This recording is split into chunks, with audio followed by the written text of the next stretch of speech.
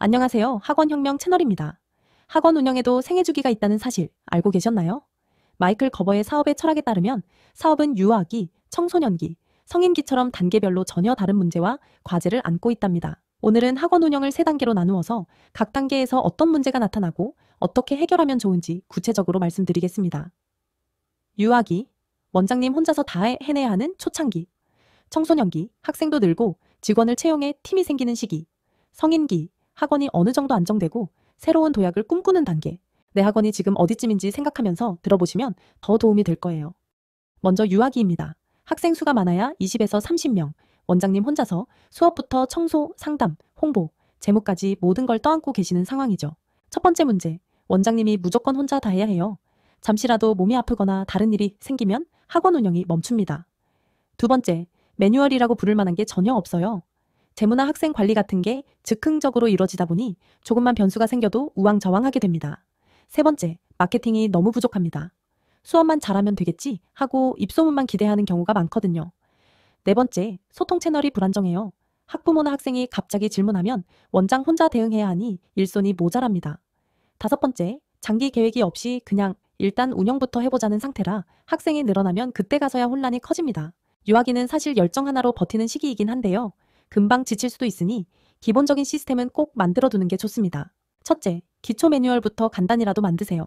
예를 들어 상담할 땐 이렇게 진행한다. 학생 등록 절차는 이렇게 한다 등 체크리스트나 간단한 문서만 있어도 정말 큰 도움이 됩니다. 둘째, 초기 마케팅은 꼭 시작하세요. 블로그든 인스타든 지역 카페든 한두 곳이라도 정기적으로 글 올리고 학원 브랜드를 알리셔야 해요. 셋째, 소통 채널을 잡아두세요.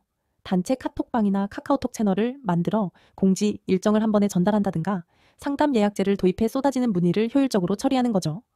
넷째, 외부 도움을 조금씩이라도 활용하세요. 세무나 회계는 기장 서비스나 세무사를 쓰면 되고 홍보용 전단이나 디자인은 알바나 외주를 활용하시면 됩니다. 100% 혼자 하려고 하지 마세요. 다섯째, 1년 후 학생 몇 명, 2년 후 어떤 목표, 같은 중장기 계획을 잡고 지금부터 하나씩 준비하면 청소년기로 넘어갈 때 훨씬 수월해집니다. 다음은 청소년기입니다. 학생 수가 40에서 100명 또는 그 이상이 되면서 원장님이 도저히 혼자 감당 못하는 단계죠.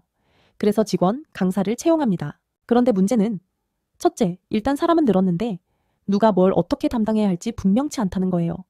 결국 원장님이 또 이거저거 다 챙기게 돼서 번아웃이 오기 쉽죠. 둘째, 강사 교육 체계가 없으니 새로 들어온 강사가 학원의 철학이나 커리큘럼을 제대로 못 따라가요.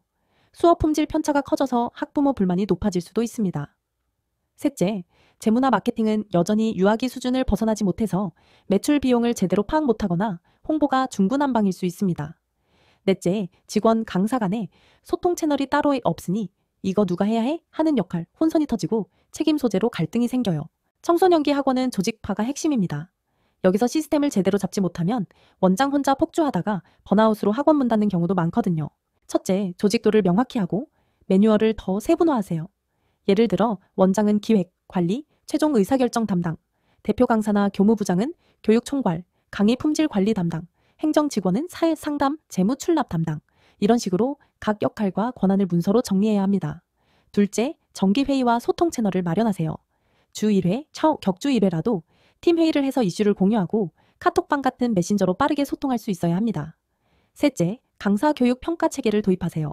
신규 강사가 들어오면 학원의 철학, 교재 사용법, 상담 방식 등을 오리엔테이션으로 정리해 알려주세요. 정기적으로 수업 품질 체크도 하고 문제가 생기면 매뉴얼대로 코칭하시면 됩니다. 넷째, 재무, 마케팅 수준을 한 단계 업그레이드 할 때입니다.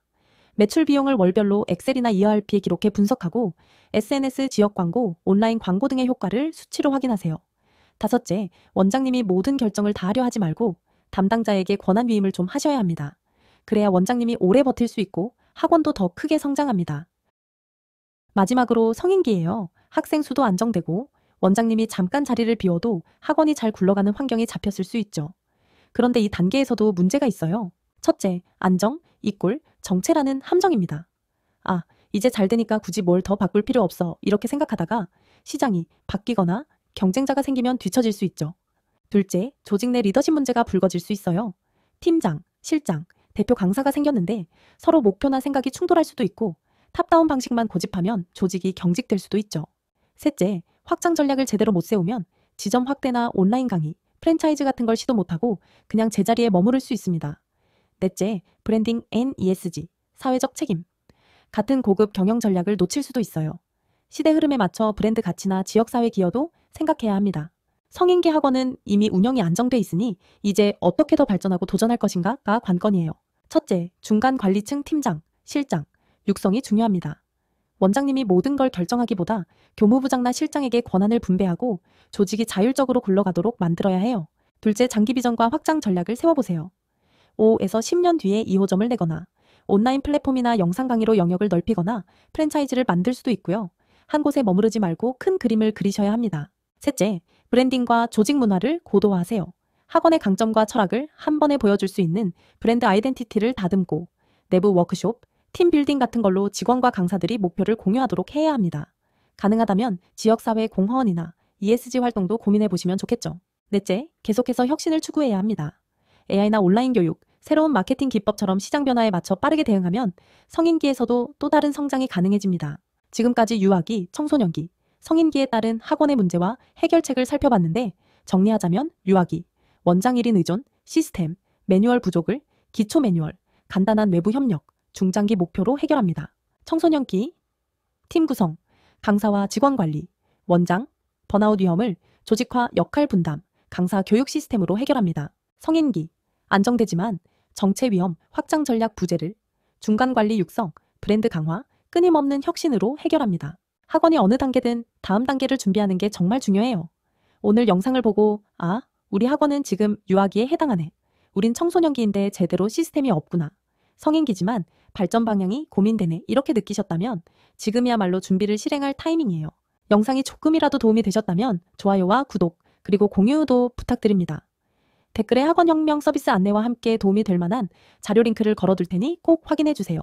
그럼 원장님의 학원이 다음 단계로 성장하길 응원하며 마치겠습니다. 시청해주셔서 감사합니다.